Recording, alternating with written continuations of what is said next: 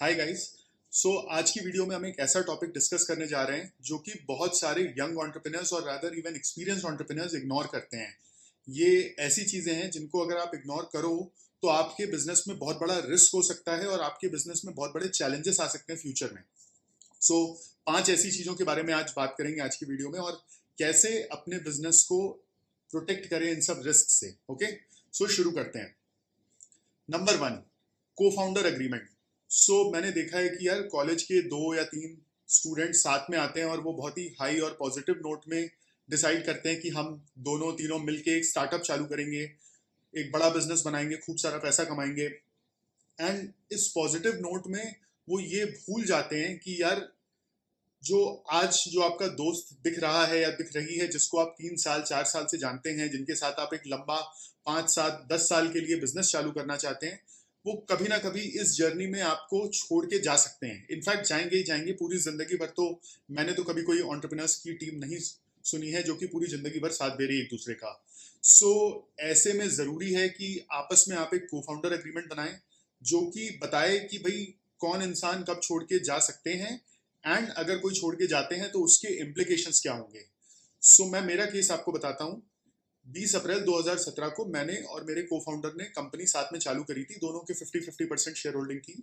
And 6 August 2018 which is रफली 1 साल 4 महीने बाद एब्रप्टली उसने बोला कि यार मैं छोड़ के जाना चाहता हूँ कंपनी, मैं साथ में कंटिन्यू नहीं कर पाऊंगा। और 8 अगस्त को वो चला गया, मतलब लिटरली 8 या 9 अगस्त को वो चला गया। मुझे लिटरली 2 दिन का नोटिस मिला था चीज़ें हैंडल करने का। सो अब ऐसी सिचुएशन में ऑब्वियसली मेरी कंपनी ऑलमोस्ट बैंक्रप्सी पे चली गई थी, बिकॉज एकदम से को फाउंडर चला जा रहा है छोड़ के, आपका बिजनेस अनस्टेबल हो जाएगा। कस्टमर्स हैं उनको चैलेंजेस आएंगे कि भाई साथ में आपका को फाउंडर था, कहाँ चला गया, वो आपको डाउट करना चालू कर देंगे। एम्प्लॉयज टीम मेंबर्स जो हैं वो डाउट करना, उन्होंने मुझे चालू कर दिया था डाउट करना। सबसे इंपॉर्टेंट है, मेरे पेरेंट्स मुझे डाउट कर रहे थे कि यार अब तुम्हारा क्या होगा, तुम तो अभी खुद भी यंग हो, तुम्हारा दोस्त जो साथ में तुम्हारे बिजनेस कर रहा था वो चला गया, अब तुम कैसे हैंडल करोगे। सो ऐसी सिचुएशन में ऑब्वियसली अगर मैंने को फाउंडर एग्रीमेंट नहीं किया होता तो मेरी आधी कंपनी चली जाती। लेकिन हम दोनों ने साथ में को फाउंडर एग्रीमेंट साइन किया था जिसमें बकायदा मेंशन था कि अगर कोई इंसान इस को फाउंडर एग्रीमेंट के विद इन 2 साल कंपनी छोड़ के जाता है तो फिर उसको जितने कंपनी के शेयर्स हैं वो वापस लौटाने होंगे, वो शेयर्स इनवैलिडेट हो जाएंगे और उनकी जितनी शेयर होल्डिंग है वो चली जाएगी। यहाँ पे ये हमने एग्रीमेंट आई थिंक जून 2017 में साथ में साइन किया था। अप्रैल 2017 में कंपनी चालू करी। जब हम आईआईटी बॉम्बे के इंक्यूबेशन सेल में इंक्यूबेट हुए थे तब जून जुलाई के आसपास हमने कभी ये एग्रीमेंट साइन किया था 2017 में, which means lock in period था हमारा 2019 मिड तक, राइट, जून 2019 तक। एंड मेरा को फाउंडर अगस्त 2018 में छोड़ के गया है, जो कि लॉक इन पीरियड से करीब 8-9 महीना पहले। तो इसका मतलब है उसको पूरे शेयर्स लौटाने पड़े, मैंने पैसे देके वो सारे शेयर्स खरीद लिए उससे।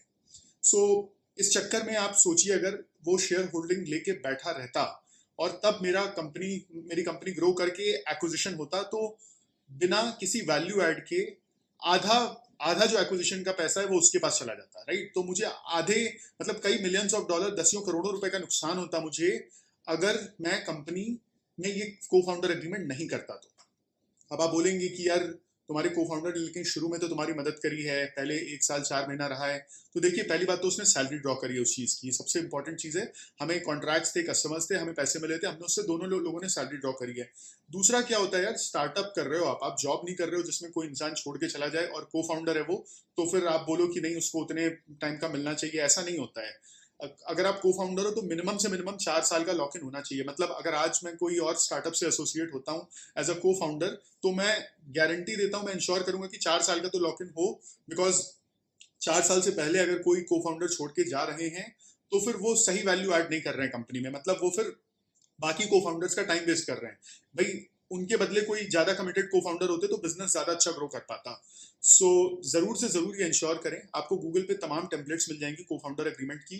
सबसे इंपॉर्टेंट क्लॉज जो आपको ध्यान में रखना है इस चीज का वो है टर्मिनेशन क्लॉज, जिससे आप प्रोटेक्ट कर पाएंगे ये चीज कि आपका को फाउंडर जब एग्जिट करे तब उनके शेयर्स का और बाकी चीजों का, जो कंपनी के एसेट्स उनके पास हैं, लैपटॉप है, मोबाइल है, कुछ भी चीजें हैं, तो क्या चीज होगी उसको जरूर किसी एक्सपीरियंस लॉयर से वेट करा के प्रॉपर क्लॉजेस इंश्योर करें। कुछ भी नहीं समझ में आ रहा है तो एटलीस्ट अपने शेयर्स को प्रोटेक्ट कर लें लॉक इन का क्लॉज लिख के।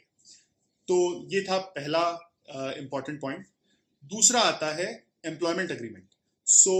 मेरा एक दोस्त है, पहचान वाले हैं, मेरे कॉलेज के ही हैं, उन्होंने काफ़ी रेप्यूटेड वीसी फंड से एक फंडिंग उठाई अपने कंज्यूमर फेसिंग स्टार्टअप के लिए। वो एक ऐप बना रहे थे, मतलब मैं डिटेल्स में नहीं जाऊंगा बिकॉज मैं उनका नाम और वो सब डिस्क्लोज नहीं करना चाहता हूँ इस वीडियो में पब्लिकली। बट बॉटम लाइन ये कि कंज्यूमर फेसिंग ऐप बना रहे थे।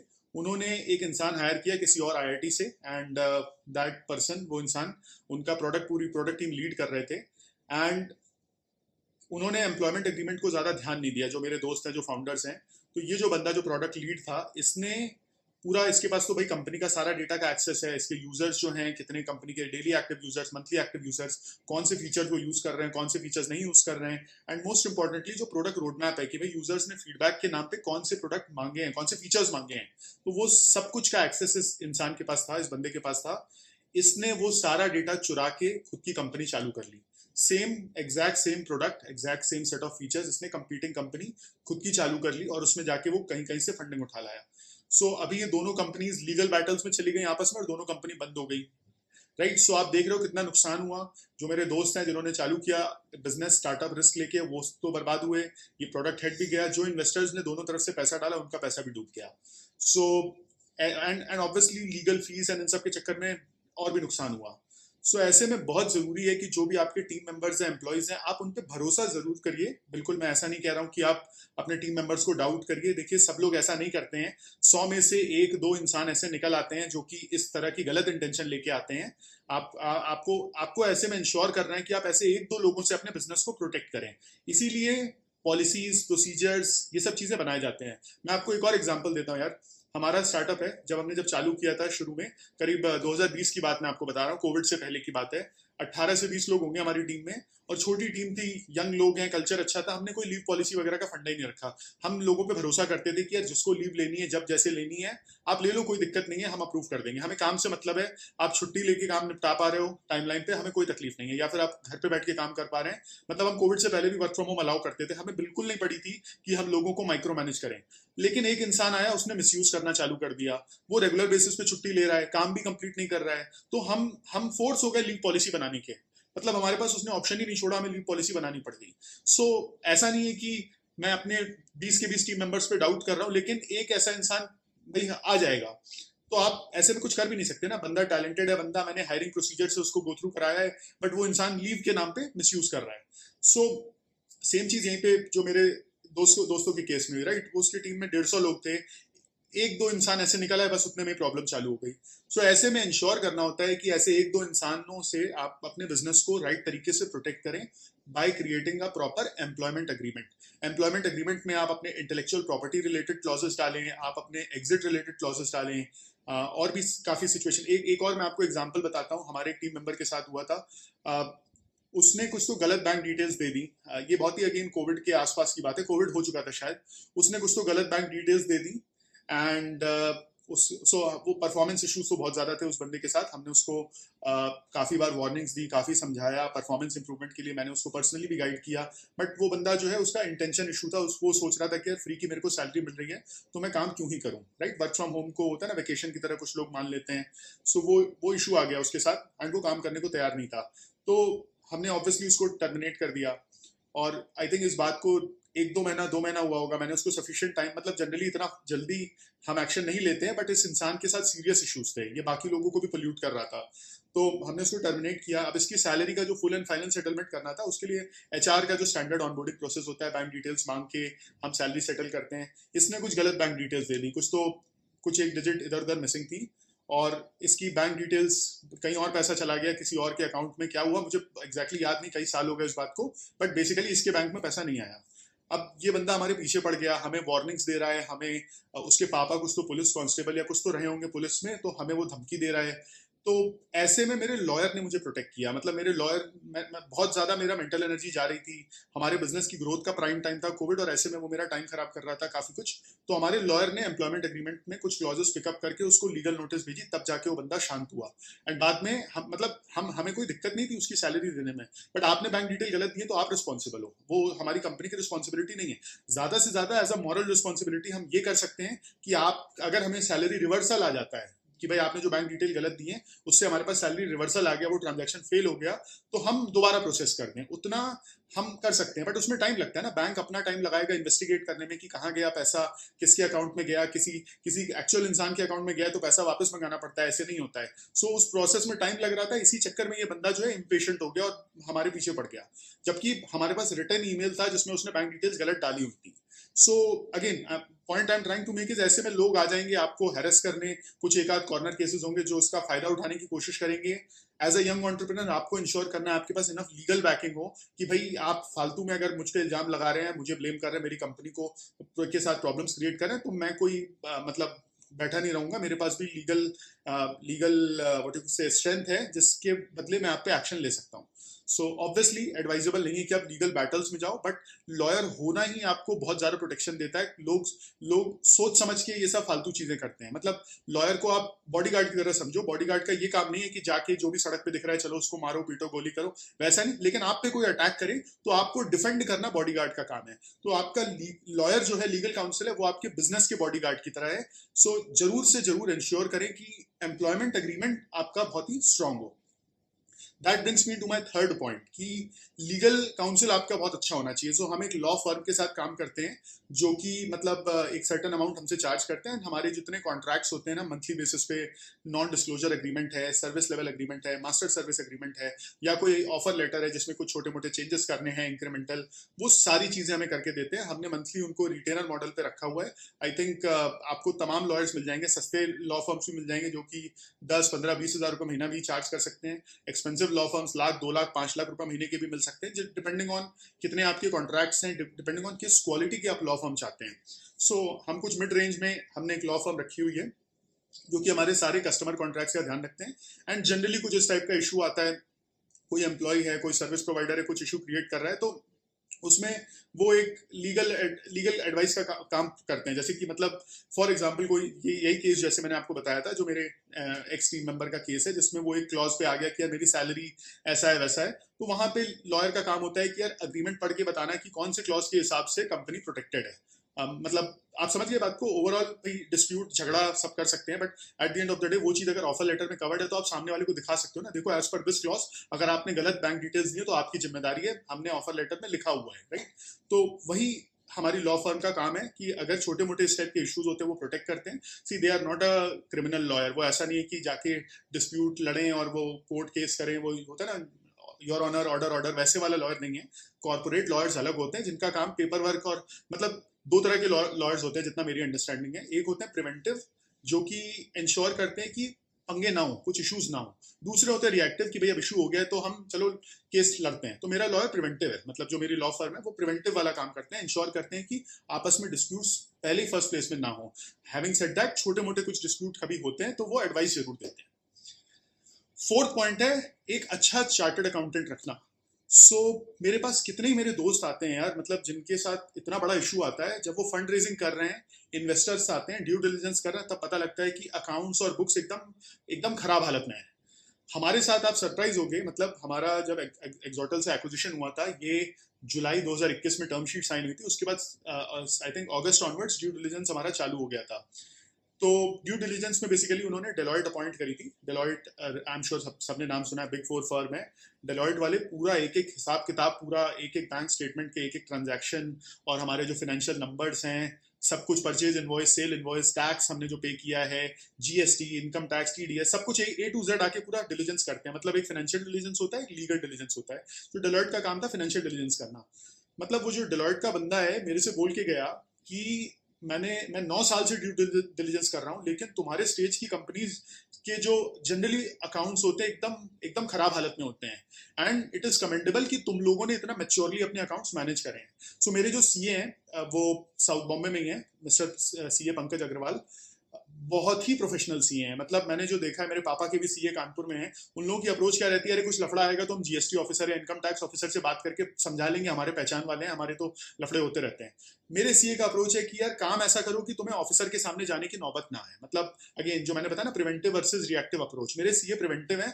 उनका अप्रोच रहता है कि काम ऐसा पक्का करो कि कभी जरूरत ना पड़े कि टैक्स ऑफिसर आपको बुलाए या कुछ आप पे कोई उंगली उठा दे।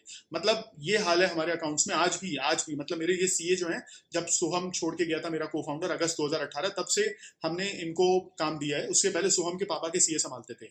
मतलब जब से ये पंकज जी आए हैं, आप मुझे तब से लेके आज तक की डेट ले लो, आपको मैं बैंक स्टेटमेंट अगर दूंगा, कोई भी आप ट्रांजैक्शन उठा लो, कोई भी एक्सपेंस का ट्रांजैक्शन या परचेज का transaction, sorry sale purchase invoice and sale invoice, कोई भी ट्रांजैक्शन आप उठा लो जिसमें हमने किसी को पे किया है या फिर हमें कस्टमर का पेमेंट आया है, हम विद इन 5 मिनट्स आपको उसका इनवॉइस लाके दे देंगे। हमारा इतना सॉलिड सिस्टम मेंटेन्ड है।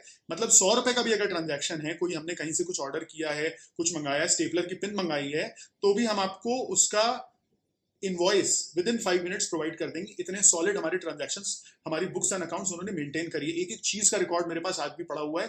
कोई टैक्स ऑफिसर, कोई भी कुछ भी कुछ, मतलब एज मच एज, देखिए छोटे मोटे स्लिपेज तो कहीं भी हो सकते हैं, but as much as possible आज तक, मतलब मुझे याद आ रहा है बस एक बार हमें ईएसआईसी डिपार्टमेंट से नोटिस आई थी, किसी एक टीम मेंबर का ईएसआईसी फाइलिंग थोड़ा डिले हो गया था, वो भी इस वजह से हुआ था, कोविड की भरी सेकंड वेव चल रही थी। मतलब ये मुझे याद है मई 2021 में नोटिस आई थी, मतलब जब कोविड सेकंड वेव जो इंडिया में ओमिक्रॉन नहीं सॉरी डेल्टा वेरिएंट के चक्कर में जो इतना मच रहा था, वो भरी सेकंड वेव में हमारे साथ ये चीज ये नोटिस आई थी, बिकॉज कुछ चीज थी, कुछ मिस आउट हो गई थी किसी टीम मेंबर की। 720 रुपए का था मात्र अमाउंट, ऐसा कोई बहुत बड़ा अमाउंट नहीं था, मैं कोई लाखों करोड़ों की बात नहीं कर रहा हूँ, 720 रुपए की बात कर रहा हूँ आपसे। सो ओवरऑल मतलब मैं आपको बताने की कोशिश ये कर रहा हूँ, मेरे सीए इतने प्रोफेशनल हैं कि हमारा डेलॉयट ने ड्यू डिलिजेंस करा, एकदम स्मूथली निकल गया। और भी जनरली जो मैं बता रहा हूँ कि आज तक हमें कोई मेजर किसी चीज़ का कोई नोटिस या कुछ legal issue, financial issues and accounting issues कभी नहीं आए हैं, बिकॉज मेरे सीए सब कुछ बहुत ज़्यादा प्रोफेशनली मैनेज करते हैं। मतलब वो मेरी नहीं सुनते हैं इन सब चीज़ों में। मैं एंटरप्रेन्योर हूँ, मैं ओनर हूँ, फाउंडर हूँ, जो भी कह लो, मेरी नहीं सुनते, मतलब नहीं सुनते। उनको उनका तरीका है अकाउंट्स रन करने का, वो उसी तरीके से काम करते हैं, और जिससे कि इंश्योर होता है कि बिजनेस एकदम प्रोफेशनली चले। लास्ट आता है जो कि थोड़ा नॉट सो ऑब्वियस है, मैंने देखा है बहुत सारे एंटरप्रेन्योर्स कैश फ्लोज नहीं मैनेज करते हैं। सो यार आपको एक डिफरेंस समझाता हूँ, कैश फ्लो या रेवेन्यू या प्रॉफिट में फर्क क्या होता है एग्जैक्टली। सो लेट्स से मैंने आपकी आज सर्विस ली, राइट, मैंने आपसे एक सॉफ्टवेयर बनवाया, 3 महीना आपने काम किया, अप्रैल मई जून 3 महीने तक काम किया, और मैंने आपको बोला कि इसका 3 लाख रुपए हुआ, राइट, ये 3 महीने काम है, अप्रैल मई जून 3 लाख रुपए हो गया, 1 लाख रुपए पर मंथ के हिसाब से। अभी मैं इसका पेमेंट आपसे बोल रहा हूँ कि मैं आपको 1 साल बाद दूंगा, तो आपके जो फाइनेंस के टीम मेंबर हैं, सीएफओ या जो भी VP of finance, revenue wise आपका अप्रैल महीने का रेवेन्यू 1 लाख आया है, मई महीने का रेवेन्यू 1 लाख आया है, जून का 1 लाख रेवेन्यू आया है, राइट, 2023 की मैं बात कर रहा हूँ। लेकिन बैंक में आपके पैसा नहीं आया, क्योंकि मैंने पेमेंट टर्म्स आपसे नेगोशिएट करें कि मैं 1 साल बाद पैसा दूंगा। तो ऑन पेपर सब अच्छा दिख रहा है कि यार अप्रैल का 1 लाख रुपए का रेवेन्यू बन गया है, लेकिन एक्चुअल में आपके पास कैश इन बैंक नहीं आया। इनफैक्ट आपके ऊपर जीएसटी लाइबिलिटी अलग आ गई अगर आपने इनवॉइस मुझे रेस कर दिया है तो। अगर आपने अप्रैल मई जून के बाद इनवॉइस रेस कर दिया है मुझे, एंड मैं आपको बोल रहा हूँ कि मैं 1 साल बाद आपको पे करूंगा, मैंने पेमेंट टर्म्स आपसे ऐसे नेगोशिएट कर लिए हैं, तो जीएसटी लाइबिलिटी आप पे आएगी। इस 1 लाख रुपए पे 18,000 रुपए आपको गवर्नमेंट को जीएसटी पे करना है, जो मैंने आपको दिया भी नहीं है, तो आप नेगेटिव कैश फ्लो में चले जाओगे। That's the reality. सो बहुत जरूरी है revenue, PNL, profit, EBITDA, and most importantly cash flow and bank balance, इन सब में डिफरेंस समझना। मतलब मैं तो डे वन से यार बैंक बैलेंस ट्रैक करने वाले इंसानों में हूँ। मैं महीने का ट्रैक करता हूँ कि मेरा कितना पैसा अंदर आ रहा है, कितना पैसा बाहर जा रहा है। मतलब बाकी invoicing, revenue and accrual and वो सब चीजें फाइनेंस टीम भले ही देखती है। As a Marwari entrepreneur, as a proper businessman, धंधे वाला entrepreneur, I think the best metric to track is bank balance. मेरा बैंक बैलेंस बढ़ रहा है, घट रहा है, किधर जा रहा है, किधर नहीं जा रहा है, सबसे जरूरी और सबसे इंपॉर्टेंट मेट्रिक है। So because at the end of the day money in the bank is the money जो कि आप यूज कर सकते हैं, जो कि कस्टमर आपको 1 साल बाद देने वाला है, उससे उस पैसे से आप सैलरी पे नहीं कर सकते। सो ओवरऑल ये 5 चीजें थी, मैं रिपीट करना चाहूंगा। सबसे पहला है को फाउंडर एग्रीमेंट, सेकेंड है employment agreement, third is a fantastic lawyer और a law firm, fourth is a great quality chartered accountant, and fifth is cash flows. ये पांचों चीजें बहुत सारे एंटरप्रेन्योर्स इग्नोर करते हैं, उनके बिजनेस फिर प्रॉब्लम्स में चले जाते हैं। आप अगर बिजनेस या स्टार्टअप चालू कर रहे हैं तो इंश्योर करें ये पांचों चीजों का पूरा अच्छी तरीके से ध्यान दें। सो आई होप वीडियो आपके काम आया, एंड आप जरूर अपने दोस्तों से इस वीडियो को शेयर करें, लाइक करें, चैनल को सब्सक्राइब करें, एंड आपके पास कोई भी और आइडियाज हैं वीडियोस के जो मैं बना सकता हूं तो डेफिनेटली नीचे कमेंट्स में शेयर करें।